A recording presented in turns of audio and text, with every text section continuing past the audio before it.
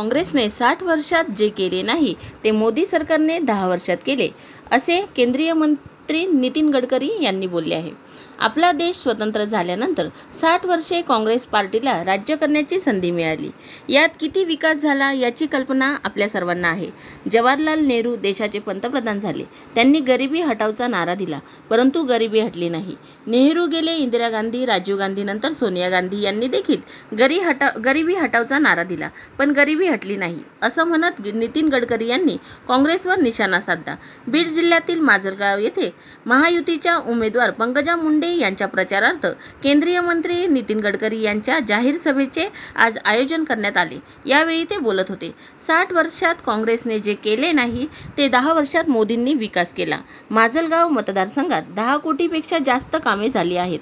यावेळी त्यांनी केलेल्या रस्त्यांच्या कामाचा पाढा वाचला असून येत्या काळात आणखी कामे होतील असा विश्वास गडकरी यांनी व्यक्त केला. यावेळी चंद्रशेखर बावनकुळे, बबनराव लोणीकर, पंकजा मुंडे, प्रीतम मुंडे, प्रकाश सोळंके यांच्यासह आदींची उपस्थिती होती.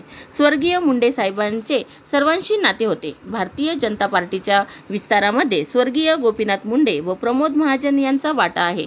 बीड लोकसभा महायुतीच्या उमेदवार पंकजा मुंडे यांना निवडून देण्याचे आवाहन गडकरी यांनी केले. आम्हाला गाव समृद्ध करायचं आहे, तरुणांच्या हाताला काम द्यायचे आहे. मी 2004ला सांगितले होते, या देशातील शेतकरी ऊर्जादाता, इंधनदाता बनेल, असे ते यावेळी म्हणाले. द हिंद न्यूजसाठी राजरतन डोंगरे, बीड.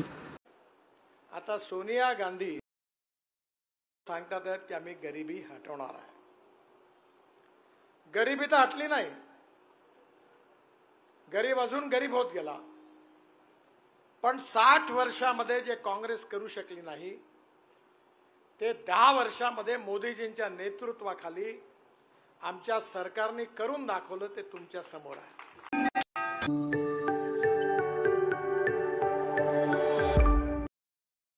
महाराष्ट्र राष्ट्र विकास आघाडीचे राष्ट्रीय अध्यक्ष ॲडव्होकेट अण्णाराव पाटील यांचे उमेदवार चंद्रकांत हजारे यांच्या प्रचारार्थ अंबाजोगाईत सभा. देशाचे संविधान आणि लोकशाही वाचवण्यासाठी आम्ही लोकसभा निवडणुकीत उतरलो असल्याचे मत महाराष्ट्र विकास आघाडीचे राष्ट्रीय अध्यक्ष ॲडव्होकेट अण्णाराव पाटील यांनी काल व्यक्त केले. ते बीड लोकसभेचे उमेदवार चंद्रकांत हजारे यांच्या प्रचारार्थ अंबाजोगाईत आयोजित सभेत ते बोलत होते.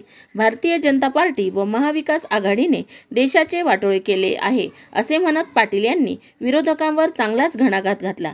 यावेळी व्यासपीठावर प्रमुख मार्गदर्शक ॲडव्होकेट अण्णाराव पाटील, संस्थापक अध्यक्ष महाराष्ट्र विकास आघाडी, प्रदेश महासचिव ॲडव्होकेट अनिरुद्ध येचाळे, निखिल भाततांब्रेकर उपस्थित होते.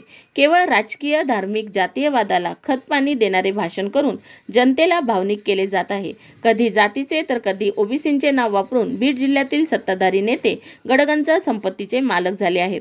पण ऊसतोड मजूर मात्र भुके कंगाल असल्याचे म्हणत धनंजय मुंडे यांना टोला लगावला. महाराष्ट्र विकास आघाडी जाहीरनामा नव्हे तर एक उद्देशिका समोर ठेवून लोकसभेच्या निवडणूक रणांगणात उतरली आहे. वर्धा, बुलढाणा, परभणी, नगर, माढा, मुंबई, लातूर, नाशिक या ठिकाणी उमेदवार उभे केले आहेत. दलित, मुस्लिम, ओबीसी, आदिवासी आणि सर्वार्थाने जे वंचित घटक आहे त्यांना विकासाच्या मुख्य प्रवाहात आणण्याचे विजन आमच्याकडे आहे, असे ॲडव्होकेट अण्णाराव पाटील म्हणाले. द हिंद न्यूजसाठी राजरतन डोंगरे, बीड.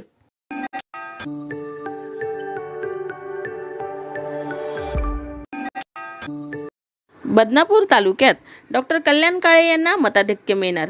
बदनापूर विधानसभा मध्ये महाविकास आघाडीचे लोकसभा उमेदवार डॉक्टर कल्याण काळे यांना मोठ्या प्रमाणात मताधिक्य मिळणार आहे, असे एका निरीक्षणात आढळून आले आहे. बदनापूर विधानसभा भाजपचे आमदार असले तरीही जनता यावेळेस भारतीय जनता पक्षाच्या विरोधात मतदान करणार असल्याचे दिसून आले आहे. बदनापूर शहरातून डॉक्टर कल्याण काळे यांना मोठी लीड भेटणार असून कार्यकर्ते जोमाने कामाला लागले आहेत. आज प्रचाराचा शेवटचा दिवस असून 13 मे रोजी मतदान होणार आहे. द हिंद न्यूजसाठी शेख नजीर, जालना.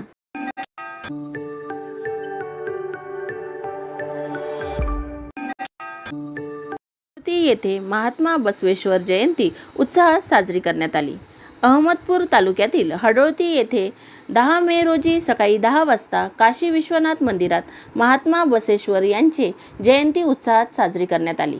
यावेळी प्रारंभी प्रतिमेचे महात्मा बसवेश्वर जयंती महोत्सव समितीचे अध्यक्ष धनंजय राऊळकर व उपाध्यक्ष अनिकेत निजवंते यांच्या हस्ते प्रतिमेचे पूजन करून विनम्र अभिवादन करण्यात आले। तसेच ध्वजारोहण शिवसाहेब मिरजगावे यांच्या हस्ते करण्यात आले।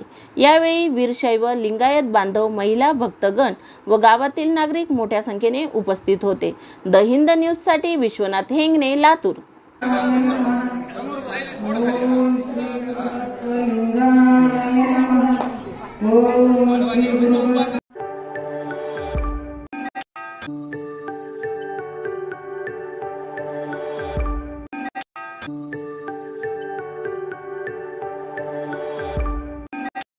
लोकसभेत गेल्यावर मराठा, धनगर, मुस्लिम आरक्षणासाठी कटिबद्ध राहू असे अशोक हिंगे पाटील यांनी 100 रुपयाच्या बॉन्डवर दिली लेखी हमी। मी लोकसभेत गेल्यावर मराठा समाजाला ओबीसीतून आरक्षण मिळावे, धनगर या मुद्द्यावर रखडलेले धनगराचे आरक्षण मिळावे, कोर्टाने मान्य केलेले मुस्लिमांचे 5% आरक्षणाची अंमलबजावणी व्हावी यासाठी मी कटिबद्ध असल्याचे अशोक हिंगे पाटील यांनी पत्रकार परिषदेत सांगितले। तसेच यावेळी आरक्षणाच्या मागणीसाठी 100 रुपयाच्या बॉन्डवर लेखी हमी दिली। पत्रकार परिषदेत बोलताना हिंगे पाटील म्हणाले की लोकसभेच्या निवडणुका विकासाच्या मुद्द्यावर लढल्या जात नाहीत। माझ्या समोरील दोन्ही उमेदवार जातीपातीचे राजकारण करून मते पदरात पाडून घेण्यासाठी प्रयत्न करीत आहे। श्रद्धेय बाळासाहेब आंबेडकर यांनी महाराष्ट्रात राजकारण करताना कधीही जात पाहिले नाही। मराठा आरक्षणाच्या मागणीवर मनोज जरांगे पाटील यांचे अंतरवाली सराटी येथे चालू असलेल्या आंदोलनाला प्रथम प्रकाश आंबेडकर यांनी भेट दिली। गरजवंत मराठा समाजाला आरक्षण मिळावे ही भूमिका प्रकाश आंबेडकर यांची आणि आमची देखील आहे। मात्र महाविकास आघाडीचे शरदचंद्र पवार यांनी कधीच ठोस भूमिका घेतली नाही आणि महाविकास आघाडीचे उमेदवार बजरंग बाप्पा सोनवणे यांनीही कधीही मराठा आरक्षणासाठी आंदोलन केले नाही आणि कधी सहभागही घेतला नाही। बजरंग सोनवणे यांना मराठा समाजाला जातीच्या नावावर मत मागण्याचा अधिकार नाही। ज्यावेळी ओबीसीच्या आरक्षण धोक्यात आले त्यावेळी पंकजाताईंनी कुठलीच भूमिका घेतली नाही, त्यामुळे त्यांना देखील ओबीसी जातीच्या नावावर मत मागण्याचा कुठलाच अधिकार उरत नाही, असे वंचित बहुजन आघाडीचे उमेदवार अशोक हिंगे पाटील म्हणाले। माझ्या समोरील उमेदवाराकडे विकासाचा कोणताच मुद्दा नसल्याने जातीपातीचे डाव टाकून मतदारांना मूर्ख बनवण्याचे काम चालू केले आहे, ते लवकरात लवकर थांबवावे। आतापर्यंतच्या सरकारने समाजाला झुलवत ठेवलं म्हणून जनतेचा विकास संपुष्टात आला आहे। त्यामुळे समाजातून लेखी हमी देण्याची मागणी होत होती। त्यानुसार मी आज 100 रुपयाच्या बॉन्डवर मराठा, धनगर, मुस्लिम आरक्षणासाठी कटिबद्ध असल्याची लेखी हमी दिली आहे, असे अशोक हिंगे पाटील यांनी सांगितले। तरी माझी बीड जिल्ह्यातील तमाम जनतेला विनंती आहे की माझ्या गॅस सिलेंडर समोरील बटन दाबून मला प्रचंड मताधिक्याने विजयी करावे। मी आपल्या जिल्ह्याच्या सर्वांगीण विकासासाठी कटिबद्ध असेल, असेही अशोक हिंगे पाटील म्हणाले। द हिंद न्यूज साठी राजरतन डोंगरे, बीड। बीडच्या रेल्वेचा प्रश्न असेल, बीडच्या सुशिक्षित बेरोजगार युवकांचा प्रश्न असेल, स्थलांतरित मजुरांचा प्रश्न असेल, ऊसतोड कामगारांचा प्रश्न असेल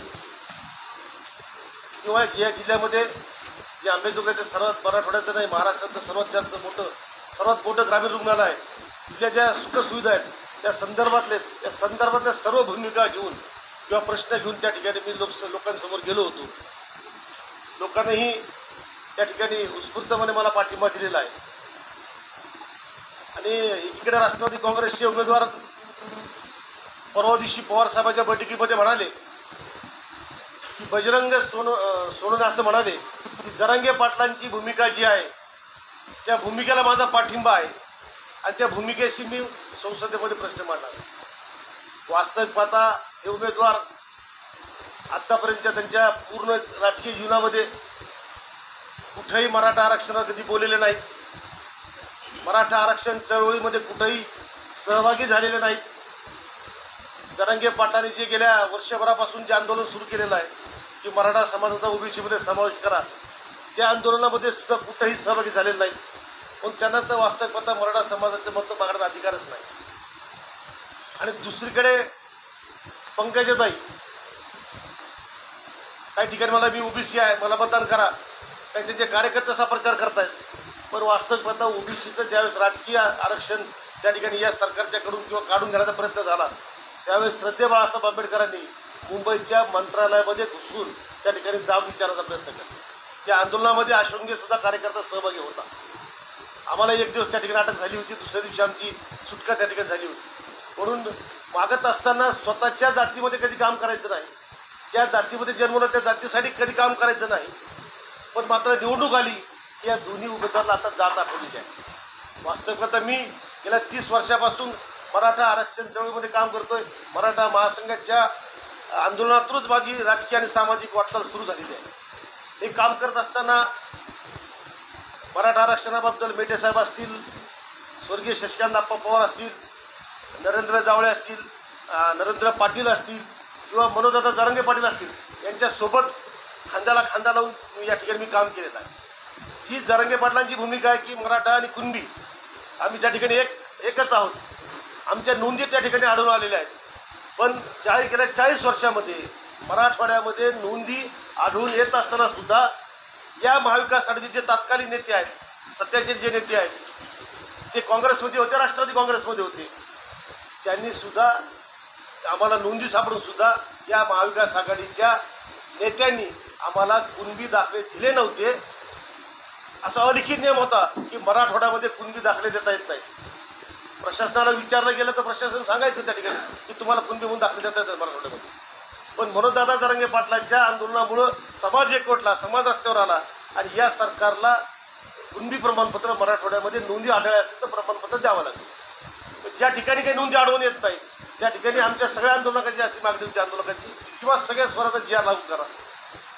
त्यातून काहीतरी मग तुम्ही निजाम सरकारचं गॅजेट आणा, मला आरक्षणामध्ये गॅजेट लावता येणार नाही. पण त्या ठिकाणी मराठवाड्यामध्ये आत्ता त्या निजामाच्या गॅजेटमध्ये ज्यावेळेस 32,000 त्या काळी नोंदी होत्या, आतापर्यंत 32% कुणबी सापडले. मग आता बाकीचे कुणबी गेले कुठं? म्हणून आमची जी मागणी की आम्हाला सगळ्या स्वराचा जी आर लागू करा, सगळ्यांना फायदा करा. सध्या बाळासाहेब आंबेडकरांची सुद्धा भूमिका आहे की गरीब मराठा समाजाला आरक्षण मिळालं पाहिजे. मराठा समाजाला वेगळं आरक्षण दे, वेगळं ताट मागतात बाळासाहेब. म्हणजे ओबीसीमध्ये पण वेगळं ताट मागतात. ओबीसीचं आरक्षण वाढवा, ओबीसी जनगणना झाली पाहिजे ही बाळासाहेब आंबेडकरांची पहिली मागणी की ओबीसी जनगणना झाली पाहिजे. आणि ओबीसीचं राजकीय जर 52% आरक्षण जर अपुरं पडत असेल तर ओबीसीच्या राजकीय आरक्षणाची मर्यादा त्या ठिकाणी वाढली पाहिजे. तुमचं देशामध्ये सरकार आहे, खाली सरकार आहे, भारतीय जनता पार्टीला हे अवघड नाही आहे. पण ही भूमिका जी आमची असतं की आम्हाला ओबीसी, कारण एका जाती धर्माच्या नावावर दोनदा भाजपने आम्हाला आरक्षण देऊन बघितलेलं आहे. एकदा फडणवीस साहेबांनी 16% आरक्षण दिलं, तेही कोर्टात टिकलं नाही. आणि 10% आरक्षण जे आता हे सरकार दिलं त्याला सुद्धा कोर्टामध्ये चॅलेंज झालेलं आहे. त्यामुळे फसवं आरक्षण आहे. म्हणजे मराठा समाजाला या महाविकास आघाडी काँग्रेस राष्ट्रवादीने आणि आत्ता भारतीय जनता पार्टीने सातत्यानं फसवण्याचा धंदा केलेला आहे. आणि म्हणून जर कुणी निवडणुकी होत असेल तर जरांगे पाटील पाठीमागे समाज म्हणला होता जे कुणी 100 रुपयाचे बॉन्ड आम्हाला लिखिती त्याला आम्ही मतदान करू. मी तर राष्ट्रवादीचा कार्यकर्ता, मी तर चळवळीचा कार्यकर्ता आहे, पण मला लिहून द्यायला काही आठवत नाही. पण मी कालपर्यंत शांत होतो की ह्या निवडणुकीमध्ये मला जात पातीवर मतं बघायची नव्हती. पण आज यावेळी ही निवडणूकच तुम्ही जातीवर घेऊन जात असणार तर माझा सुद्धा प्रश्न आहे, मी सुद्धा 100 रुपयाच्या बॉन्ड लिहून देणार आहे. आज त्याची परत तुम्हाला मिळून जाईल की मनोजदादा जरांगे पाटलांची आणि समाजाची जी भूमिका आहे की मराठा समाजाला आरक्षण मिळालं पाहिजे. मराठा आणि कुणबी आम्ही एकच आहोत. आमच्या नोंदी जरी ज्यांच्या नोंदी आढळल्या नाहीत त्यांना सगळे स्वराचा जी आर लागू करून आम्हाला आरक्षण मिळालं पाहिजे. पण त्या माझ्या जी आरमध्ये त्याचबरोबर या अनेक वर्षापासून जो प्रलंबित असणारा धनगर समाजाचा प्रश्न आहे की मग धनगर समाज राष्ट्रामध्ये धनगर का धनगड, काही राज्यामध्ये त्यांना धनगड म्हणून त्यांना एसटीमध्ये टाकलेलं आहे. इथं महाराष्ट्रामध्ये ती प्रामुख्यानं मागणी आहे समाजाची. पण त्याचं वर्गीकरण होऊन धनगर समाजाला त्या आरक्षणाचा लाभ मिळाला पाहिजे. पण हे भारतीय जनता पार्टी सरकारने फसवलं. कधी मग धनगराचं आरक्षण पुढं आलं की कधी मग राम शिंदेला मंत्री कर, धनगर समाज आरक्षण पुढं आलं की कधी पडलं.